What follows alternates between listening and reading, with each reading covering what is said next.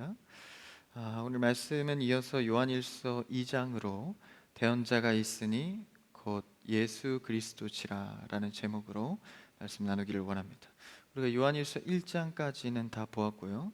넘어와서 2장으로 말씀을 이어가기 원합니다.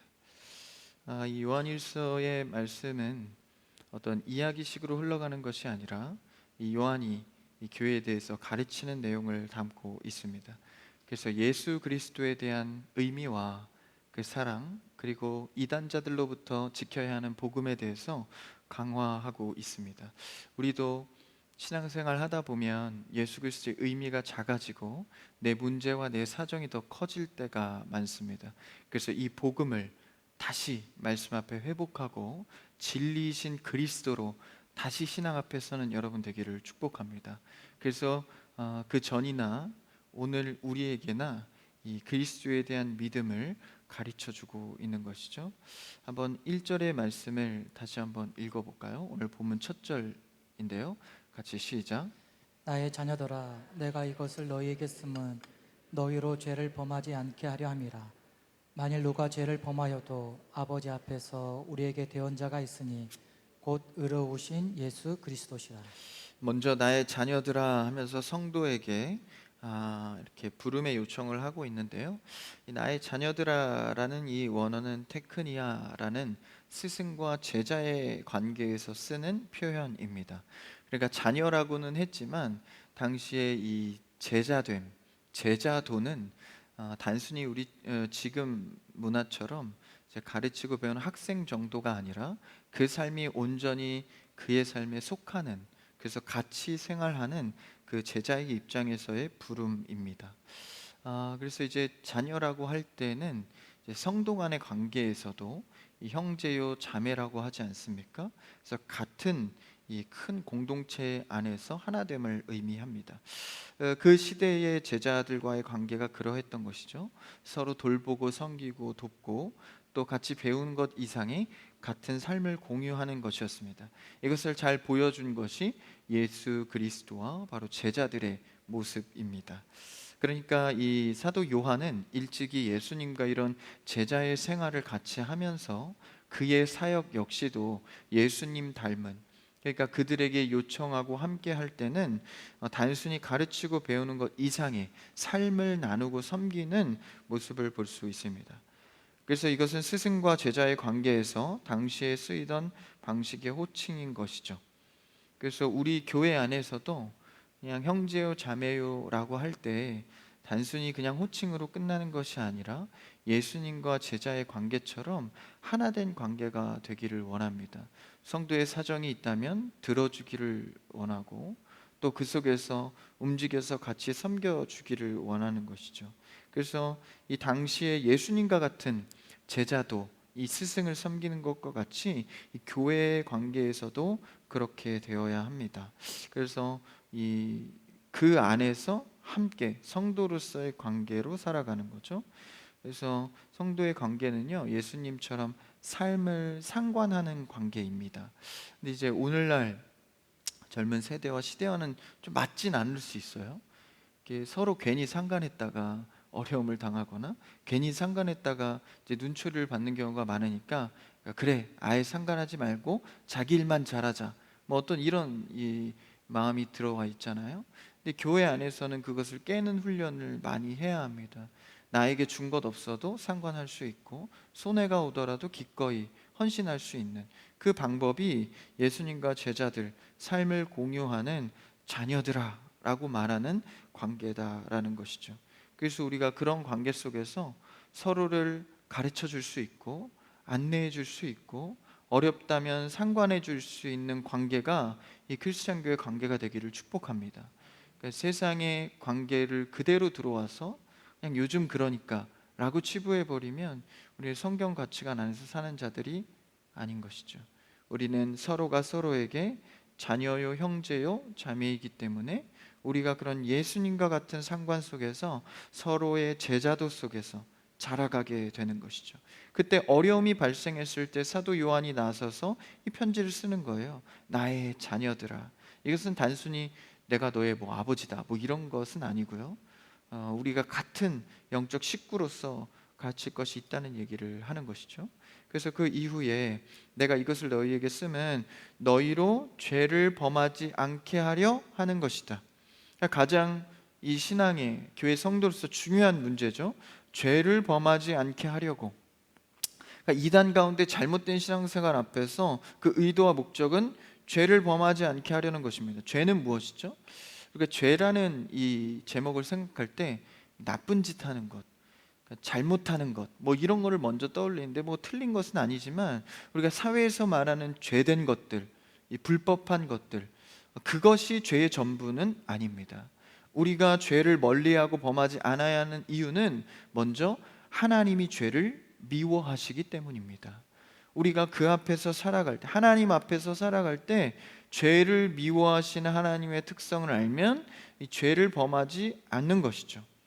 근데 세상의 죄와 성경이 말하는 죄가 비슷한 부분이 있어서 그렇지 완전 똑같지는 않습니다. 그래서 우리는 무엇에 우선하여서 죄를 멀리해야 하는가를 생각해 봐야 하는 것이죠. 그래서 하나님이 죄를 미워하시기 때문에 우리 역시도 죄를 미워하는 길을 선택하는 것입니다. 그래서 우리는 항상 무언가를 누군가 원하고 그를 사랑할 때 그에게 주고 싶어요. 그래서 많은 것을 해주고 싶고 내 것을 헌신해서 드리고 싶습니다. 뭐 사랑의 관계가 다 그렇죠. 자녀에게도 그렇고 친구 관계도 그렇고 성도 관계도 마찬가지입니다. 무언가를 주고 싶은 마음. 근데 우리가 그 면만 생각하면 안 되고 또 다른 면도 생각해야 합니다. 사랑은 주고 싶은 것도 있지만 그 사람이 싫어하는 것을 안 하는 것도 사랑입니다. 그러니까 그것도 사랑의 한 영역인 거예요. 그래서 한편으로는 우리가 그 사람이, 내가 사랑하는 사람이 무엇을 싫어하나, 무엇을 괴로워하나를 묵상해 봐야 합니다. 그걸 묵상하지 않으면요, 내가 원하는 대로만 주거든요. 내가 필요하니까 그 사람도 필요할 줄 아는 거예요. 그렇지만은 않습니다. 그 사람이 무엇을 필요로 하고 싫어하는지를 아는 것이 사랑의 중요한 한 부분인 것이죠. 우리도 하나님을 사랑한다면서 내 식대로 하나님께 예배하고 내 식대로 섬기는 것은 어쩌면 자기 만족인지 모릅니다. 하나님께서 무엇을 좋아하고 싫어하는지를 알고 때로는 가만히 아무것도 안 하고 절제하는 일이 오히려 하나님께 영광이 될 수 있는 일이 된다라는 것이죠. 그래서 우리의 사랑은 무엇을 주는 것도 사랑이지만 하나님께서 무엇을 싫어하나 그 일을 절제하는 것도 사랑의 한 부분입니다. 그래서 하나님이 가장 싫어하다고 성경에 계속해서 말하고 아예 율법으로 정해준 죄의 문제, 하나님이 제일 싫어하는 이 죄의 문제에서도 단순히 하나님을 알아가는 것 이상으로 하나님이 어떤 죄를 싫어하는지를 알아가야 합니다. 사실 그건 어디에 다 기록해놨죠? 하나님이 성경 말씀에 내가 무엇을 싫어하는지를 다 알려놓으셨습니다. 그럼 우리가 할 일은 무엇이죠? 성경을 주목하여서 해석된 말씀을 오늘날 나에게 맞게 취하는 것입니다. 근데 이제 막무가내로 취하다가 이제 어려움이 발생하잖아요. 그대로 문자적으로 취한다거나 비유인데 그것을 풀지 않고 내 마음대로 해석한다거나. 그래서 이 교회나 가르침이나 스승과 제자가 반드시 필요한 거예요. 성경을 해석하여 오늘날로 우리가 적용할 수 있는 힘, 그것이 바로 하나님이 무엇을 싫어하는지, 그분이 싫어하는 죄들이 있습니다. 그래서 그것을 우리가 생각하여서 죄의 모습을 가까이 하지 않는 것이죠. 그래서 오늘 이 사도 요한이 그것을 잘 모르는 성도들에게 자녀들아 라고 말하면서 내가 너희에게 자녀로서 상관하노니, 형제 자매로서 상관하노니 하나님께서 싫어하는 죄가 무엇인지를 밝히 알게 하여 주의 길로 돌아오게 하렴이다 라고 오늘 말씀에서 알려주고 있는 것입니다. 여러분, 만약에 여러분의 자녀가 혹은 같은 교회의 성도가 잘못된 하나님이 싫어하는 죄의 길로 가고 있다면 자녀를 사랑하는 마음, 형제 자매를 사랑하는 마음으로 서로 상관할 수 있는 여러분 되기를 축복합니다.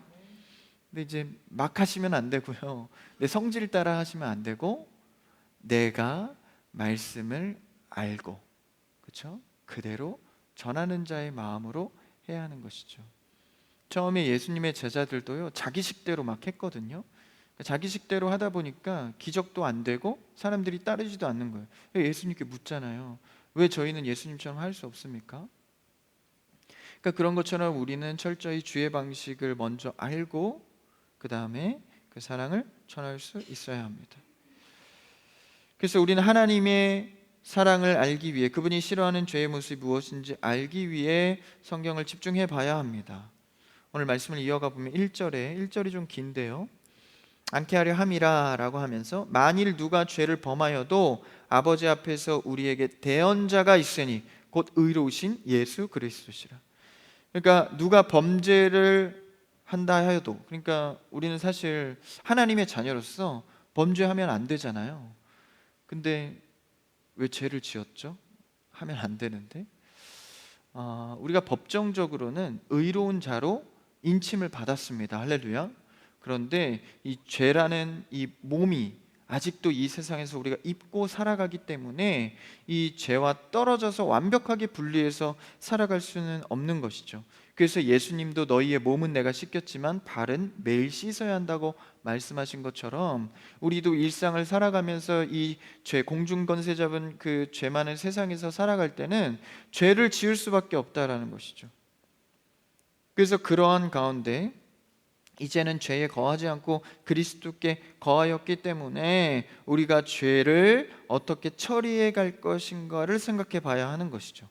그럴 때 오늘 1절의 말씀에서는 우리에게 대언자가 있다라고 말씀해 주시죠. 그러니까 우리가 스스로 죄를 처리할 수 없고 힘들어할 때 대신해서 그 일을 봐주시는 대언자가 있다라는 것입니다. 근데 이 대언자의 특징은요, 오늘 1절에 보시면 의로운 분이시다, 의로운 예수 그리스도라고 표현해주고 있습니다. 이 대언자는요, 그러니까 이 의는 인간이 이룰 수 없는 의입니다. 그러니까 하나님 앞에 가기 위해선 완전한 의가 되어야 되는데 우리는 할 수 없으니 대언자이신 의로운 그분이 대신해서 말해준다라는 거예요. 누구에게? 하나님 앞에 말이죠. 이것은 우리가 재판받는 과정을 그리면 거의 비슷한 장면입니다. 심판대 앞에 설 때 매일의 죄에 대해서 우리는 정죄받을 때 하나님 앞에 서게 되죠. 근데 이제 우리가 스스로 대변하면 좋겠지만 우리는 그런 법정 실력이 없잖아요. 그러니까 변호사를 쓰지 않습니까? 그래서 대신해서 그 재판을 해결하기 위해 나서는 분이시죠. 그러니까 그게 예수 그리스도가 된다라는 거예요. 그럼 변호사는 사실 이 의뢰인의 사정도 알아야 되고 마음도 알아야 되고 목적도 알아야 되고 또 재판의 법도 알아야 되고 재판장의 현실의 재판 과정도 알아야 됩니다. 양쪽 입장을 다 알아야 되는 거예요. 그러니까 대언자이신 예수 그리스도는 의도 이루셨고 또 인간도 되셨습니다. 그러니까 그 앞에서 중보해 줄 권한을 갖고 있는 것이죠. 심판대 앞에 왕에 다가설 수도 있고 우리의 죄에 대해서 공감하고 변호할 수 있는 인물이 되십니다. 그래서 우리는 연약한 죄인으로서 날마다 죄에 넘어지고 그 나에 대해서 실망하고 그 죄에 반복되어지는 죄를 이겨낼 수 없을 때 우리가 기억할 것은 나의 대언자 예수 그리스도가 날마다 나와 함께한다는 사실을 기억해야 합니다. 그러니까 이것 하나만으로 우리는 죄를 이길 힘을 얻는 것, 용기를 얻는 것이죠. 나를 위해서 이 죄에 대하여 대언하실 그리스도가 내 안에 계신다. 여러분, 우리는 반드시 이 구원이 필요한 죄인입니다. 죄를 지어서 죄인이 아니라 대체 우리의 형태가 죄인으로서 원죄의 영향을 받고 있는 자죠. 그러니까 누군가의 도움이 필요한 자입니다. 누군가의 도움 없이는 구원의 길로 갈 수 없는 것이죠. 그래서 그리스도의 은혜를 받아 이제는 그 죄에서 벗어나 하나님 앞에 담대히 설 수 있는 담력을 얻었습니다. 그런데 우리는 여기만 머무는 것이 아니라 일상의 죄에 대해서도 대언해 주실 예수 그리스도가 있다는 사실을 기억해야 합니다. 원죄의 문제만 해결해 준 것이 아니라 내가 살아가는 일상의 죄에 대해서도 대언하실 예수 그리스도, 그분이 우리 가운데 계신다라는 것이죠. 아들 예수 그리스도에게 이 맡기신 일, 바로 대언해 주는 일입니다. 더구나 오늘 우리는 은혜의 시대에 성령을 통해서도 그 일이 지속될 수 있도록 하셨습니다. 그러니까 우리가 얼마나 이 은혜 받은 자로서 살아가는 것입니까? 그 다음 2절을 한번 읽어볼까요? 2절 그 다음 절 시작. 그는 우리 죄를 위한 화목 제물이니 우리만 위할 뿐 아니요 온 세상의 죄를 위하심이라. 이 죄를 위한 화목 제물이 되셨다. 이 고백이 굉장히 중요한데, 예수님께서는 죄를 위하여서 그분 자체가 죄를 위한 제물이 되셨다라는 거예요. 구약의 제사를 보면 이 한 번의 제사로 우리의 죄가 모두 사해지면 좋겠지만 그 제사는 이제 유한한 제사였습니다. 한 번의 죄로 드리면 또 죄가 있어서 또 드려야 하고 완벽하게 사해질 수가 없는 거예요. 그래서 이 계속된 제사를 반복해서 드려야 했던 것이죠.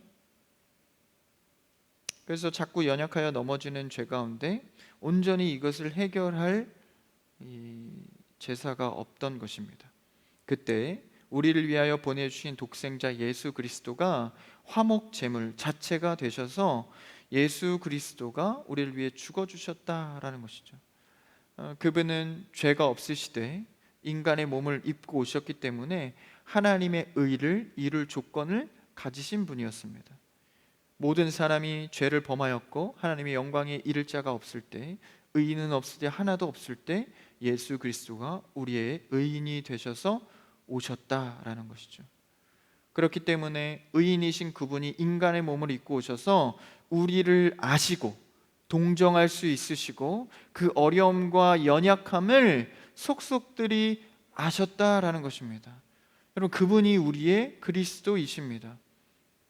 그러한 분이 여기서 멈추지 않고 우리를 위해 화목 제물이 되어 주셨습니다. 이는 내가 연약하여 넘어져도 다시 일어날 힘을 갖게 하는 것이죠. 예수님이 나를 위하여 하나님 앞에 화목 제물이 되신 것은 우리가 다시 일어나고 신앙생활 할 수 있는 근거가 됩니다. 구원을 위해 달려갈 때 그분의 의로우심이 나와 함께 하시니 내가 넘어져도 연약해도 다시 일어날 힘이 되는 것이죠. 그리스도가 그의 생명으로요 우리의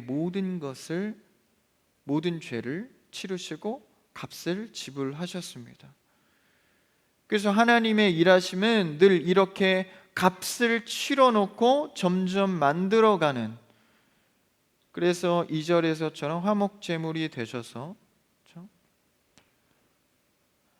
하나님께서 우리를 자녀로 만들어 가실 때는요 이렇게 예수 그리스도를 통해서 이미 구원의 값을 치르시고 그 다음 이제 점점 이제 만들어 가시고 그것을 알게 하십니다.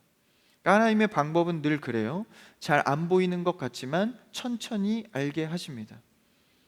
우리가 그 일을 다 알 수 없지만 힘들게 돌아가는 것 같지만 주 안에서 살아가다 보면 어느새 지경이 넓어지고 하나님의 마음을 공감하는 수준까지 가게 됩니다. 그래서 우리는요 하나님의 그 대속제물 대신 그 은혜를 알고 넘어져도 다시 그분을 의지하고 힘겨워도 다시 의로운 주님을, 그 대언자를 의지해 살아가야 합니다.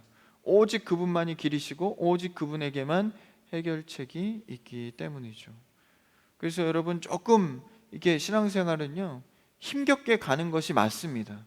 좀 어려움을 겪게 되는 게 맞아요. 그러면서 그분만이 나를 대언해 주실 수 있는 분이라는 것을 깨달아 조금씩 하나님의 방법을 알아가게 되는 것이죠.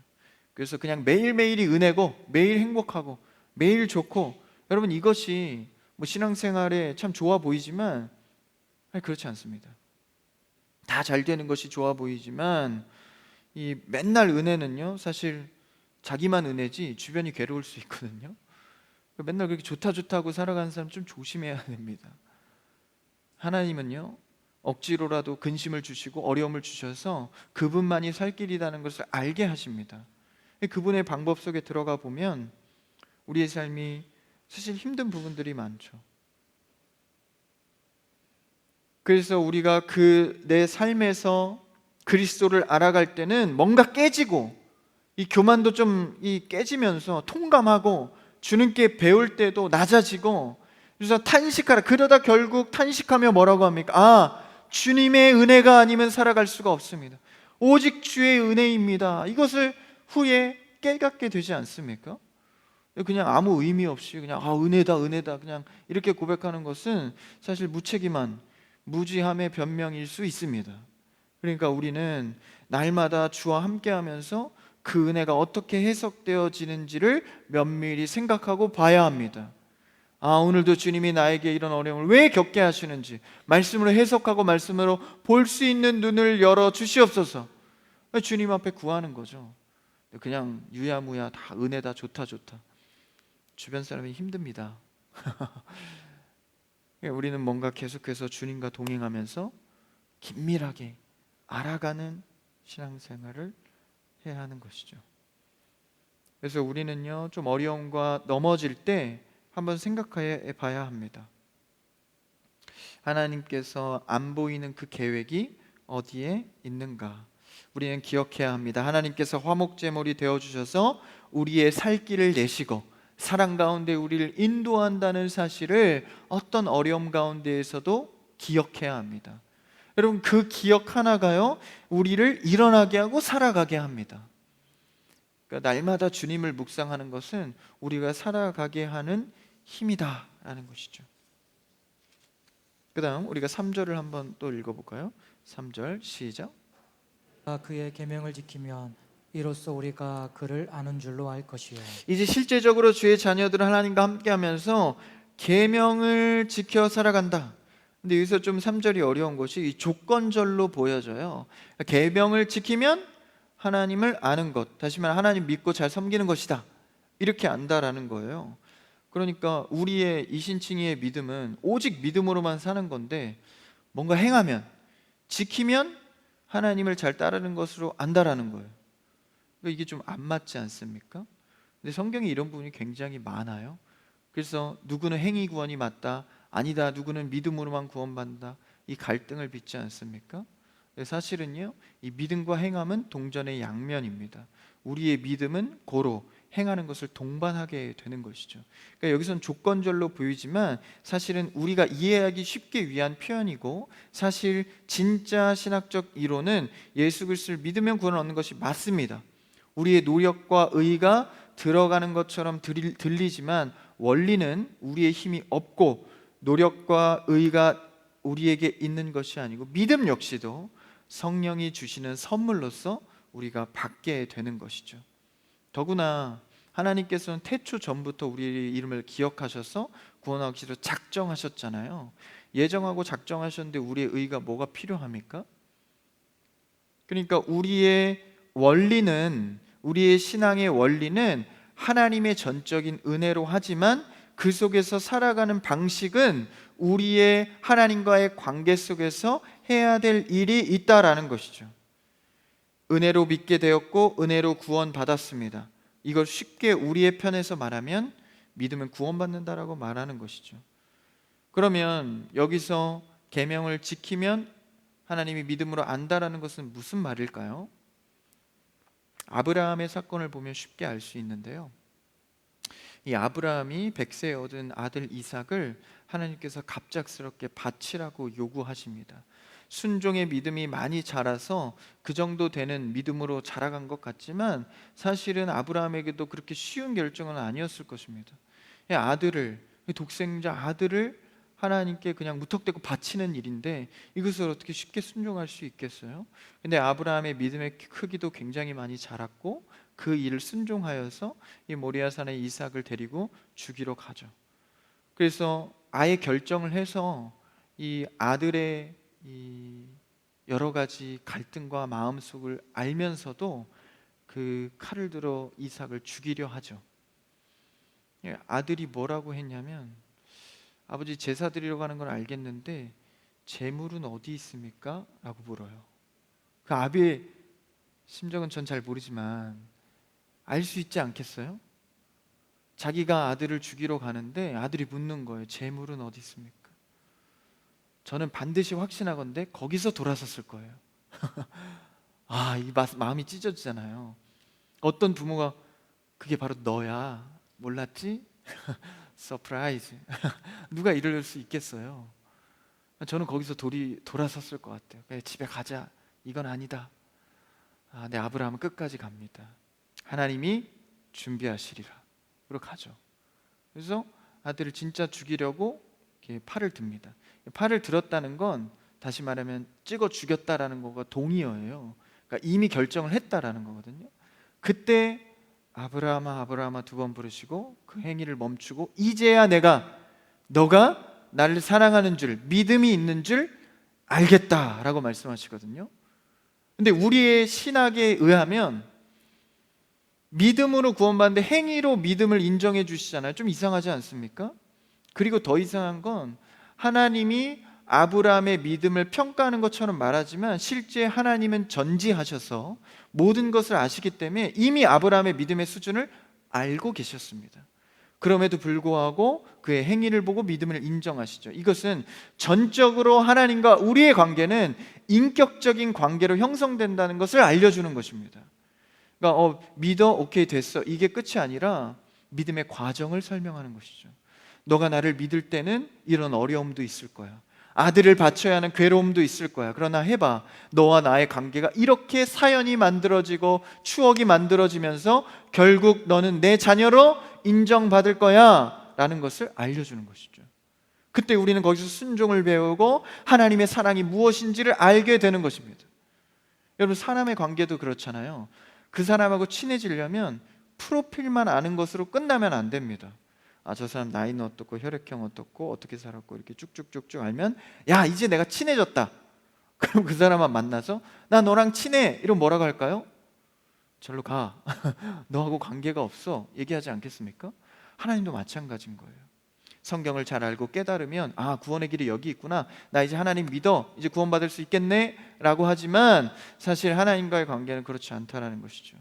너와 내가 사연이 만들어지고 내가 널 얼마나 사랑하는지 너의 삶을 통해서 배우고 나와 기도하면서 응답받으면서 기뻐도 하고 때로는 원망도 하고 하면서 그 관계 속에 인격적인 관계에서 믿음이 만들어진다는 사실을 우리에게 알려주는 것입니다.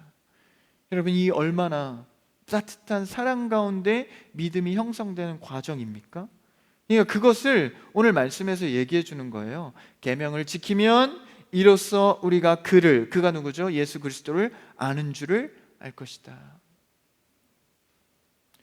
여러분이 믿음만 있으면 된다고 하면서 어쩌면 하나님 앞에 행함을 무시해 버릴 때가 있습니다. 그러나 그것은 같은 것입니다. 우리가 하나님을 사랑하는 과정 속에 행함으로 주님 앞에 열심히 신앙생활 해가는 여러분 되기를 축복합니다. 그러니까 하나님도 그 정보를 안다고 해서 그 믿음이라 할 수 있겠어요? 삼위일체 하나님, 십자가 제물 되신 예수님, 제사법을 통해 하나님의 만족을 이루신 예수님, 이런 정보를 알면 그 믿음으로 구원받는 게 아닙니다. 여기서 아는 것은 인격적 관계를 포함하는 것입니다. 그래서 우리는 진짜 아는 것은 그분의 특징만 아는 것이 아니라 가까이에서 대화하고 지내보고 식사하고 서로의 마음을 공유하는 것. 그래서 오늘 말씀에서도 2장 1절에서도 이 사도 요한이 성도들에게 나의 자녀들아 라고 말한 것은 하나님과의 인격적 관계가 있는 요한이 그들 성도들에게 하는 관계적 고백입니다. 그래서 우리도 이 사람을 알아가는 과정이 정말 어렵잖아요. 저도 교회 안에서의 관계라고 해서 다 좋은 것만은 아니잖아요. 다 좋게 보이고 은혜스러우면 좋겠지만 가까워지기 시작하면 불편함이 생기고 또 가까워지기 시작하면 자꾸 말을 많이 하게 됩니다. 그러다 보면 실수도 하고 어려움도 있고 다 아는 것 같으나 정말 모를 때가 너무나도 많습니다. 근데 그 사연을 하지만 않으면, 그 관계를 포기하지만 않으면 가까워질 수 있습니다. 그래서 예수님도 늘 우리 편에서 멀어지잖아요. 그러니까 하나님도 언약할 때 그 언약을 깨는 것은 항상 우리 편입니다. 우리 편에서 늘 언약을 깨고 멀리 하려 하고, 포기 아니지 않은 분은 누구시죠? 이 주님은 우리를 포기하지 않습니다. 그래서 그 관계가 유지가 되잖아요. 그게 얼마나 은혜입니까? 그 사람의 관계에서도요, 그런 이 아는 것 같지만 모를 때가 굉장히 많아요. 그래서 우리는 노력하잖아요. 그를 더 알기 위해서. 여러분, 성도 관계에 대해서도 더 많이 알아가시고 불편하더라도 포기하지 마시고 영혼을 세워가는 여러분 되기를 축복합니다. 그래서 우린 그런 관계가 되어야 하는 거예요. 근데 성도 관계뿐만 아니라 가정 관계도 그렇습니다. 사실 가정에 피를 나눈 혈연 관계면 모든 것이 끝나나요? 혈연 관계니까 무조건 다 좋은 건가요? 그렇지 않죠. 그 관계도 사랑하고 때로는 용서하고 인내하고 그 과정을 다 겪어야 합니다. 그걸 겪지 않고 그냥 빗줄이니까 말 들어, 물론 이렇게 할 수도 있겠지만 그렇지 않죠. 서로를 배워가야 합니다. 자녀 관계에서도 무조건적인 게 아니라 서로를 배워가는 과정, 이해하는 과정이 반드시 필요하다는 것이죠. 사실 가족도 잘 몰라요. 서로 지내보면 아시겠지만 다 아는 것 같지만 다 모릅니다. 잘 몰라요. 겪어보면 또 다른 이 가족의 모습을 발견하거든요. 그래서 제 자녀들 학원 보내고 학교 보내시잖아요. 이제 어려운 일 당할 때 있으시죠? 그러면 연락 오잖아요. 이게 아들이 딸이 이런 일을 했습니다. 이거 심각하게 됐습니다. 그러면 우리 애는 그럴 리가 없어요. 우리 애는 아니에요. 그 애가 맞습니다. 그 아이가 맞아요. 모르는 거죠. 알게 된 거예요. 자녀들도, 저도 그랬지만 학교에서, 교회에서, 가정에서 다 달라요. 그 아이가 이 분열증에 걸린 게 아니라 원래 그렇습니다. 사람은 다르잖아요. 그 모습을 다 알아갈 때 인격적 관계가 형성되고 이해가 되고, 그렇죠? 근데 거기서 뭐 하는 순간 어려움이 발생해요? 포기하는 순간 어려움이 발생하는 것입니다. 그래서 우리도 그리스도를 알아가는 것을 포기하지 마시고 어려운 일을 당하더라도 그분의 관계를 놓지 마시고 긴밀하게 끈끈하게 이어갈 때 하나님의 일을 보게 될 줄 믿습니다. 그래서 우리 안에 들어오셔서 날마다 은혜를 주시는 대언자를 믿고 다시 일어나 그분의 관계를 회복하는 여러분 되기를 축복합니다. 그래서는 이 자녀들도요, 이 포기하시면 안 됩니다. 이 포기한다는 게 단순히 그냥 집 나가 호적 딱 파고 여태까지 호적 판다는 얘기 하신 분의 파신 분은 못 봤어요. 그런다고 포기하는 게 아니라 어느 영역에서 포기하면 그것도 포기하는 거거든요. 포기하지 마시고 계속 그 끈을 붙들고 나아갈 때 우리가 그 관계를 이어갈 수 있는 것이죠. 그래서요, 자녀들 아직 예수님 못 만난 자녀들 많잖아요. 여러분, 교회 다닌다고 예수님 다 만난 거 아닙니다. 성인 돼서 이제 내 주권이 생기면 반드시 교회를 졸업하리라, 뭐 이런 애들 많아요. 이제 고3 졸업하는 동시에 교회도 졸업하고 뭐 이런 친구들 많거든요. 그래서 여러분, 우리는 이 자녀에 대해서도 늘 마음을 포기하면 안 됩니다. 지금은 아직 못 만났어도 때가 되면 반드시 주님 만나리라, 포기하지 않고 기도하셔야 됩니다. 그리고 우리 성도 주변도 마찬가지예요. 가정도 복음의 열매를 맺기를 간절히 원하잖아요. 근데 이게 1년, 2년 넘어가면 이게 마음이 지침이 와요. 그냥 알아서 하시겠지, 하나님이 하시겠지. 여러분, 그게 아닙니다. 내가 생이 다해서라도 다음 세대서라도 그 끈이 이어질 수 있도록 여러분 포기하지 않고 기도해야 합니다. 그래서 하나님의 자녀가 되는, 완성이 되는 과정은요, 그런 과정들이 다 필요하기 때문에 우리가 놓지 않고 성도를 위해 가야 하는 것이죠. 그래서 그 계명을 지키는 것, 우리가 하나님의 자녀로서 그런 과정을 만들어 가는 것이 필요하다라는 것입니다. 그리고 그 과정을 보고 하나님이 그 믿음을 인정해 주는 것이죠. 다시 말하면 하나님이 만들어 가신다라는 것입니다. 그다음 우리 한번 4절을 읽어볼까요? 4절 시작. 그를 아노라 하고 그의 계명을 지키지 아니하는 자는 거짓말하는 자요 진리가 그 속에 있지 아니하되. 반대의 얘기를 하는 거예요. 그를 아노라 하고 계명을 지키지도 않고, 그게 거짓말이라는 거죠. 그러니까 이게 아는 자도 있고 모르는 자도 있는데 자신이 예수님 만났다 못 만났다를 알 수 있어요. 근데 이제 이 알면서도 나는 그냥 교회 열심히 다니고 하니까 괜찮아 라고 안심하는 거, 사실 그건 거짓말입니다. 자신을 속이는 거죠. 진리가 실제는 그 속에 있지 않다라는 것입니다. 여러분, 이 4절의 말씀이 좀 저는 무섭습니다. 그렇죠? 만약에 제가 열심히 신앙생활 하는데 하나님은 네 안에 예수 그리스도 없다라고 평가하시면 얼마나 철렁해요. 그렇죠? 그것을 뭐로 사실 알 수 있죠? 계명을 지키는가, 지키지 않는가로 볼 수 있다라는 것입니다. 이 계명을 지키고 지키지 않는다라는 것은 쉽게 말하면 그리스도인으로서 말씀에 관심이 있는가, 그리고 그분의 관계에 대해서 생각하고 있는가, 궁금증이 있고 또 갈망하고 있는가, 나아가서 그분과의 아파하고 씨름하는 과정들이 생성되어지고 있는가라는 것이죠. 여러분, 만약에 하나님과의 과정이 없고 기도의 과정이 없고 아파하지도 않고 말씀의 궁금증과 관심도 없다면 여러분 의심해 봐야 합니다. 여러분 마음속에 정말 그리스도가 있는 것인가? 우리는 이 명확한 4절의 말씀 앞에 핑계하거나 도망치면 안 됩니다. 말씀이 좀 강하죠. 그러나 우리는 그만큼 이 강한 말씀일수록 회피하는 경우가 많습니다. 그냥 난 괜찮아, 난 신앙생활 하니까. 여러분 직면해 봐야 합니다. 내가 정말 예수 그리스도가 내 안에 날마다 살아서 말씀에 관심을 갖고 그렇게 살아가고 있는가? 여러분 주변에도 그런 신앙이 많거든요. 그냥 교회 다니면서 괜찮다고 생각하는. 그런데 금방 알 수 있어요. 열매가 없거든요. 다니기만 하고 열매는 생각하지 않습니다. 그래서 이 아무 생각과 해석 없이 무조건 좋다 그러고, 아무 생각과 해석 없이 무조건 나쁘다 그러고, 여러분 이런 것은 그냥 내 마음대로 신앙생활을 하고 있는 것이죠. 여러분 우리는 이것을 간과하면 안 됩니다.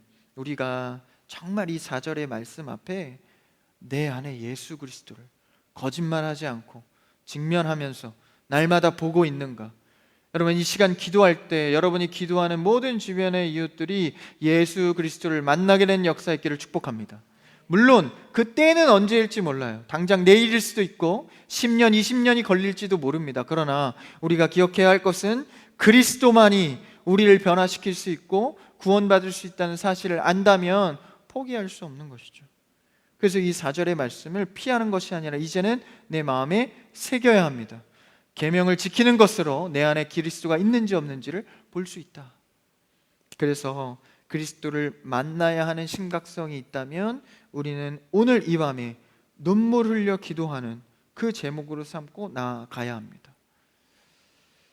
우리의 평생에 아버지의 말씀을 내 삶의 기준으로 삼고 살고 싶은 그 마음들, 사모하는 마음들, 4절이 그것을 이야기하고 있는 것이죠. 그래서 우리의 신앙에는 이 믿음과 행함이 동시에 동전의 양면과 같이 있기 때문에 사람의 눈은 속일 수 있지만 하나님의 마음은 속일 수 없다라는 것이죠. 그래서 우리는 개인적으로 하나님 앞에 나의 신앙을 날마다 밝히 점검해야 합니다. 그래서 내 안에 그리스도가 살아있다면 이제 다른 이도 그 그리스도 대언자가 그분의 대언자가 되기를 원하는 마음으로 사람을 대하는 것이죠. 만약에 누군가가 나의 구원을 위해서요 포기하지 않는다면 여러분 그것보다 아름다운 사역이 어디 있겠습니까? 그래서 우리 사역자분들도 저도 그렇고 영혼을 바라볼 때 포기하면 안 되는 것이죠. 저도 사역하다 보니까 포기하고 싶을 때가 있어요. 그 영혼을 이제 포기하겠다 뭐 이런 정도까지는 아니지만 그 영혼의 예배 영역에선 좀 포기하겠다. 그렇게 예배 오라고 그래도 안 되네. 포기하겠다. 봉사 부분에선 내가 좀 포기해야겠다. 좀 순종 부분에선 포기해야겠다. 좀 포기가 많았네요. 그런 때가 있어요. 근데 계속 그 영혼을 대하다 보면 포기하면 안 되겠다라는 생각을 하거든요. 그러면 수년이 지나면 포기 안 하길 잘했다 이렇게 고백하거든요. 그러니까 여러분 영혼에 대해 뭐 자녀든 성도든 이웃이든 가족이든 영혼에 대해 포기하지 않는 여러분 되기를 축복합니다. 그가 나를 구원했듯 이 구원자 대언자 그리스도가 내가 사랑하는 이에게도 있기를 원하는 것이죠. 그래서 5절, 6절 한번 같이 읽어볼까요? 5절, 6절만 읽고 마칠까요? 시작. 누구든지 그의 말씀을 지키는 자는 하나님의 사랑이 참으로 그 속에 온전하게 되었나니 이로써 우리가 그의 안에 있는 줄을 아노라. 그의 안에 산다고 하는 자는 그가 행하시는 대로 자기도 행할지니라. 누구든지 그의 말씀을 지키는 자는 하나님의 사랑이 온전하게 되어간다. 그러니까 우리는 온전하지 않잖아요. 근데 그 온전하게 행하는 율법을 지키는 것으로 온전하게 되어져 간다. 다시 말해 하나님이 만들어 간다. 여러분 힘들고 넘어져도 걱정하지 마십시오. 결국은 온전하게 하시는 이가 하십니다. 예, 우리는 그 힘이 나는 거죠. 그래서 하나님과의 관계가 가까워지는 것도 그분의 은혜로 하게 하신다는 거죠. 그래서 6절에 하나님 안에 있다고 산다고 하는 자는 그가 행하시는 대로 우리도 행하게 된다. 결국은 어디까지요? 하나님의 마음을 공감하는 데까지 나아간다라는 것이죠. 이게 최고의 신앙의 경지잖아요. 그분의 마음을 알게 되는 것. 이 제자들도 처음에는 자꾸 헛소리 많이 해요. 사복음서는 제자들의 헛소리입니다. 막 계속 다른 소리예요. 우리 자리는 언제 차지하는 거예요? 로마 군대는 언제 무찌르는 거예요? 죽는다고 하니까 막 다 배신하고 예수님이. 그러니까 계속 그런 헛소리 하다가 이제 사도행전으로 넘어와서 이제야 그리스도의 마음을 알게 된 거죠. 그러니까 그 훈련의 과정을 조금만 기다리시고 좀 이어가시고 순종하시면 어느 순간 하나님의 마음을 알게 되는 순간도 온다라는 거예요. 막 전율이 있죠. 야, 하나님의 마음이 여기 있구나, 하나님의 뜻이 여기 있구나 알게 될 때 우리의 신앙이 온전하게 되어져 가고 있구나를 깨닫게 되는 것이죠. 그래서 우리도 그리스도와 같이 꿈꾸게 하시고 그리스도와 같은 사역을 하게 하신다라는 것이죠. 심지어는 그분보다 더 큰 사역을 하리라. 그래서 그분의 마음을 알게 되어 힘있게 나아가는 것을 의미합니다.